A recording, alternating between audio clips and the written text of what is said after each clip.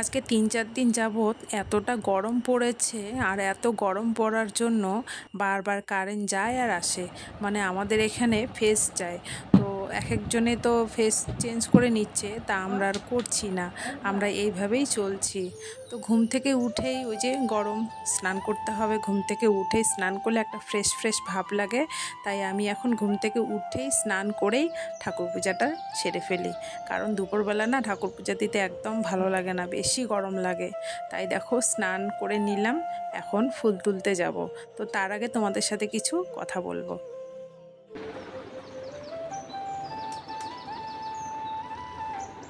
বাবা ওঠ রে, কিরে ওঠ, ওঠ যা স্নান কর গিয়ে। তো শুভ সকাল আমার প্রিয় বন্ধুরা, কোচবিহার জেলার ছোট্ট একটা গ্রাম থেকে আমি পিঙ্কি, আর আমার ব্লগ চ্যানেলে তোমাদের অনেক অনেক স্বাগত আর আমার অনেক অনেক ভালোবাসা। তো তোমরা কে কেমন আছো এই গরমে? আমরা তো খুব খারাপ, খুব খারাপ আছি আর কি বলতে গেলে, কারণ এতটা পরিমাণে গরম যে ফ্যানের নিচেও থাকা যায় না। তো এই হলো। হ্যাঁ কেন আর কত ঘুমায়? তো সত্যিকারে কি বলবো, রাত্রিটাও আমাদের না ঘুমিয়ে ঘুমিয়ে যায়, কারেন্ট যায় কারেন্ট আসে, এই করেই ঘুমটা ঠিক মতন হয় না। তার জন্য দেখো এই যে একবার বিছানায় ঘুমায়, সকালবেলা ঘুম থেকে উঠে আবার এই পাকার মধ্যে কতক্ষণ শুয়ে থাকবে। তো আমাদের আর কি গরমে পাকাতেই শুইতে শুইতে আর কি জীবন যায় আর কি। তো এলো অবস্থা।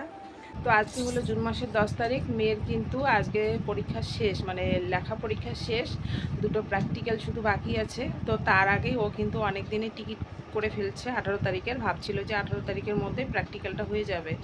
তো সেকেন্ড সেমিস্টারের পরীক্ষা আজকে শেষ, জানি না পরীক্ষার রেজাল্ট কবে দেবে, কেমন হবে সেটা পরেই দেখা যাবে। তো 18 তারিখ টিকিট করছিল, তারপর প্র্যাকটিক্যালটাও ডেট পড়েছে, পরে জানতে পারে যে 20 তারিখ প্র্যাকটিক্যাল শেষ। তো 20 তারিখেই আবার টিকিট ক্যান্সেল করে 20 তারিখ কাটা হয়েছে। তো এই মাসে ও 21 তারিখ বাড়ি আসবে, এটা হলো একটা সুখবর। আর এতদিন হয়েছে না, 4 মাস পার হয়ে গেছে, তার জন্য ওর মনটা ভীষণই খারাপ।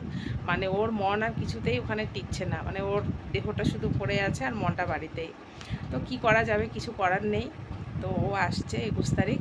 তো এলো অবস্থা, আর গরমে তো খুবই বাজে অবস্থা। তো তোমরা কে কেমন আছো গরমে আমাকে একটু কমেন্টে জানিও। আমাদের এখানে ভীষণই গরম, ভীষণই গরম, ঘরে থাকার মতন পরিস্থিতি নেই, বাইরে তো দূরের কথা।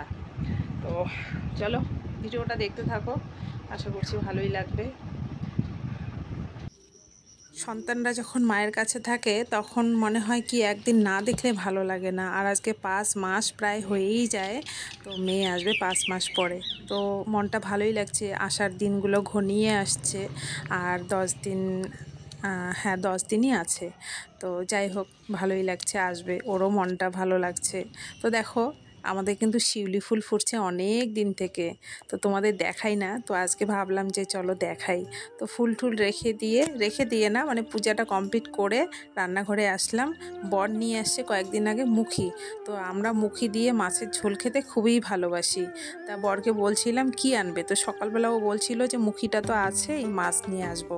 তা এখন চিন্তা হচ্ছে যে মাছ নিয়ে আসে কি না, যদি না নিয়ে আসে তাহলে বিকল্প রান্না করতে হবে। তো তবুও আমি সিদ্ধ টিদ্ধ করে কিন্তু রেখে দেব, যদি মাছ আনে তাহলে ফটাফট রান্না করব। ওই যে গরম, আর এখন মনে হয় কি তাড়াতাড়ি রান্নাটা শেষ করতে পারলেই আমি বাঁচি। তো সিদ্ধ টিদ্ধ হয়ে গেছে, এখন ব্যাগে দেখছি না মাছ নিয়ে আসছে।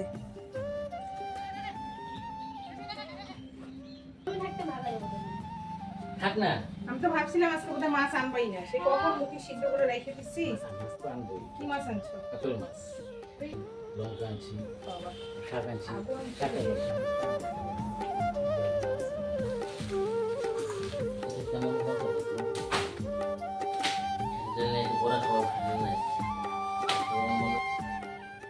আর প্রতিদিন ও যখন মার্কেটে বের হয় টুকটাক বাজার থাকলে তো নিয়েই আসে, আর না নিয়ে আসলে যখনই ও ঘরে আসুক না কেন তখনই কিন্তু আমি এই লেবু জলটা ওকে বানিয়ে দেই। এতে ওর শরীরটা ভীষণই ভালো থাকে, আর খেতেও পারে ভালো চিনি ছাড়া। আমি তো চিনি ছাড়া একদমই খেতে পারি না, আমরা খেলে চিনি দিয়েই খাই, কিন্তু ওকে কিন্তু একদম কড়া লবণ আর কড়া লেবু দিয়ে বানিয়ে দেই।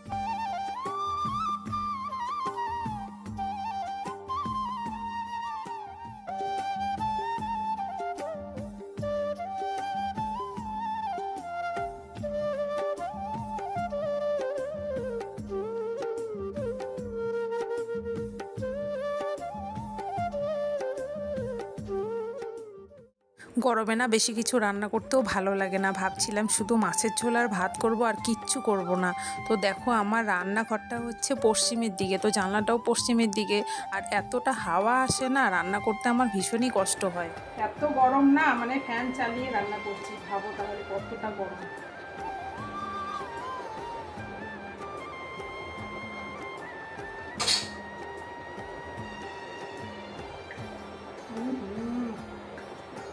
সেই হয়েছে, সেই সেই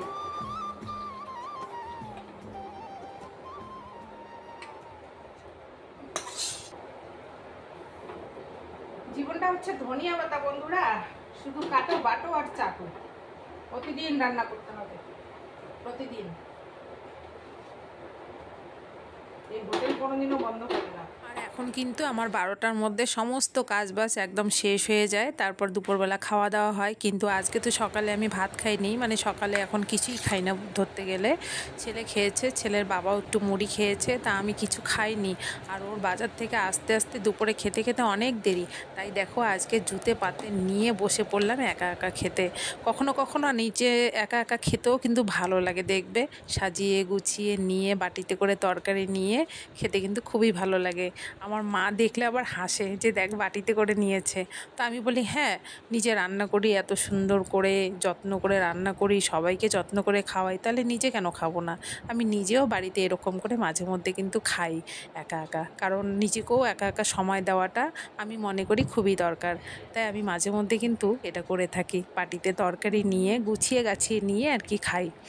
আর খেতে তো আমি ভীষণই ভালোবাসি, এতদিনে তো তোমরা জেনেই গেছো। তাই দেখো খুব সুন্দর করে, যেটাকে বলে কিনা সুপার। এত সুন্দর করে খাচ্ছি যে খাওয়ার সময় আর মনেই ছিল না যে একটু কম করে খাই, না খাওয়াটা একটু বেশি হয়ে গেছে, মানে বেশি করে ফেলছি। কিন্তু এখন তো কারেন্ট নেই, তো আমার খাওয়া তো অনেকক্ষণই হয়ে গেছে, বর আর আমার ছেলের খাওয়া হয়নি। ওরা এই মাত্র খাওয়া দাওয়া করলো, আর এখন বাজে প্রায় 3:45। কিন্তু এই রোদ্রের মধ্যে কোথায় আর যাবো, কোথাও তো যাই না, বাড়িতেই থাকি।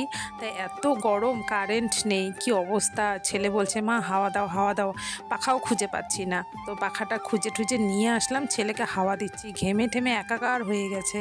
তা ওকে বললাম বাবা দাঁড়া, একটু গামছাটা ভিজিয়ে এনে আমি তোকে মুছে দেই। আমাদের গ্রামে না এরকমই হয়, প্রচণ্ড গরমে কারেন্ট থাকে না, তো খুবই কষ্টকর। তো দিনের বেলায় এত কষ্ট, রাত্রেবেলা কি করে ঘুমাবো বলো। তো এই হলো আমাদের অবস্থা। ছোটোবেলায় এত গরমে কিন্তু আমরা এইভাবেই কাটাইতাম, কিন্তু এখন অভ্যাস হয়ে গেছে, তাই খুবই কষ্ট হয়। আগে তো আমার বাবার বাড়িতে কারেন্ট ছিল না, মা হাওয়া দিত বা বুকের মধ্যে বা সারা শরীরে আমরা গামছা ভিজিয়ে পেঁচিয়ে রাখতাম। কিন্তু এখন এতটা বাজে অভ্যাস হয়ে গেছে কারেন্টের জন্য, মানে অসহ্যকর যন্ত্রণা। তো এখন আমিও একটু শুয়ে শুয়ে ছেলেকে হাওয়া দেব। আর ভিডিওটা এখানে শেষ করছি বন্ধুরা, তোমরা সকলেই ভালো থেকো, সুস্থ থেকো। আবারও দেখা হচ্ছে পরবর্তী কোনো ব্লগে।